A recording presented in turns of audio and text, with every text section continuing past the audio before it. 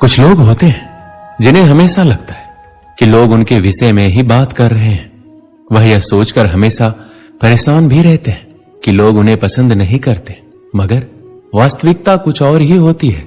ऐसे लोग संदेह करने के आदी होते हैं। गीता में बताया गया है कि जो व्यक्ति किसी पर संदेह करता है वह कभी भी सुखी नहीं रहता।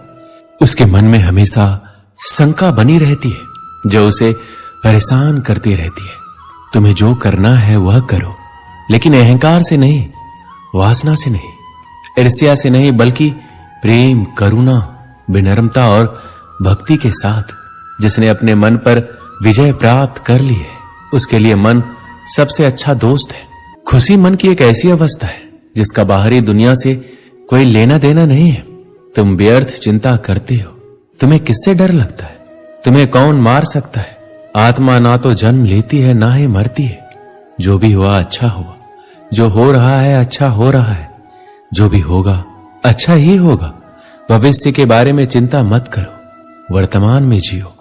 आपका वर्तमान ही वह सब कुछ है जो आपके पास है। अपना दिल अपने काम पर लगाओ, लेकिन उसके प्रतिफल पर कभी नहीं। कि कठिन समय में भी अपने शांत स्वभाव का त्याग नहीं करना चाहिए। भगवान श्री कृष्ण हमेशा साधारण जीवन जीने में विश्वास करते थे। गोकुल के राजघराने में परवरिश होने के बावजूद वह अन्य सामान्य बालकों के साथ रहते, खेलते और घूमते रहते थे। उन्हें कभी भी अपने राजघराने का घमंड नहीं था। उनका मानना था बुरे समय में विवेक पूर्वक काम करना चाहिए, अंत का प्रयास करते रहना चाहिए, भले ही परिणाम हमारे पक्ष में क्यों ना हो। श्री कृष्ण और अर्जुन की मित्रता से हर कोई परिचित है। हालांकि ये मित्रता बराबर की नहीं थी। अर्जुन सदैव ही श्री कृष्ण को अपना स्वामी, भगवान और पथ प्रदर्शक मानते थे और उनसे जीवन के हर अवसर पर मार्गदर्शन लेना नहीं भूलते थे। महाभारत युद्ध के बाद एक दिन दोनों बैठकर जीवन दर्शन पर बातचीत कर रहे थे। इसी समय अर्जुन ने कहा, हे वासुदेव, संसार में हर कोई सुख की कामना करता है और जीवन पर्यंत उसकी प्राप्ति के लिए प्रयास भी करता है। फिर क्यों दुख जीवन में प्रवेश करता है? दुख रूपी भावना के निर्माण का अर्थ ही क्या है? क्यों इसकी सृष्टि की गई? यदि दुख होता ही नहीं तो जीवन कितना आसान होता। सुख और दुख दोनों विरोधी भाव है और इनकी आवाजाही ने आम जीवन को दुखी कर रखा है।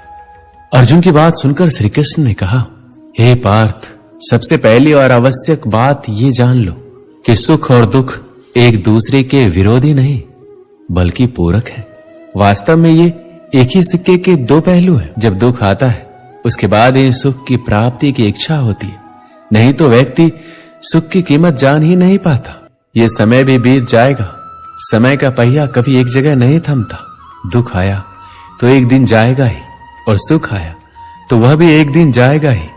और यह भी तय है कि दोनों बारी बारी वापस लौट कर आएंगे, क्योंकि यही जीवन है, यही सत्य है। समय सबसे बलवान है, उसे अपनी गति से आना है और जाना है।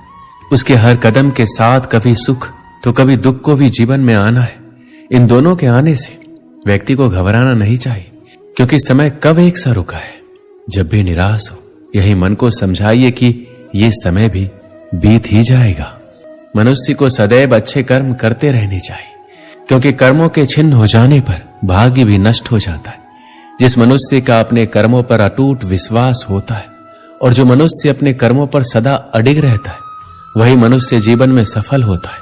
जो मनुष्य कर्म किए बिना सिर्फ फल की चिंता करता है उसे जीवन में सिर्फ असफलता ही प्राप्त होती है।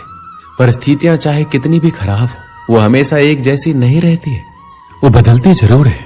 इसलिए मनुष्य को बहुत धैर्य और हिम्मत से काम लेना चाहिए। ईश्वर कभी भी किसी व्यक्ति के साथ नाइंसाफी नहीं करता, वो उसको केवल वही देता है जिसकी वो लायक है।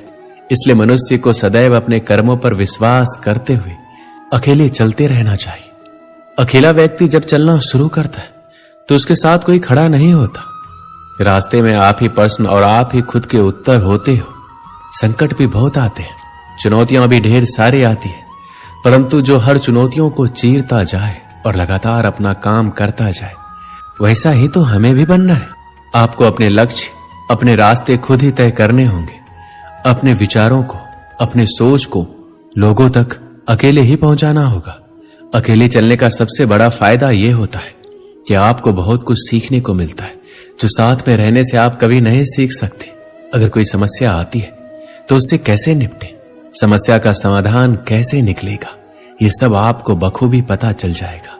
जब तक आप अपने दिल की नहीं सुनोगे, आप अपने लक्ष्य से हमेशा दूर ही रहोगे। आप अपने आसपास मौजूद लोगों से राय ले सकते हैं, उनकी सलाह को मान सकते हैं, पर उन्हें फॉलो मत करें। जब आप किसी दूसरों की बातों को स्वीकार करने लग जाते हैं तो आपका अपना मोटिवेशन खत्म हो जाता है। आप उनके बताए कदम पर तभी चलें जब आपको लगता है कि यह सलाह मेरे लिए फायदेमंद साबित हो सकते हैं।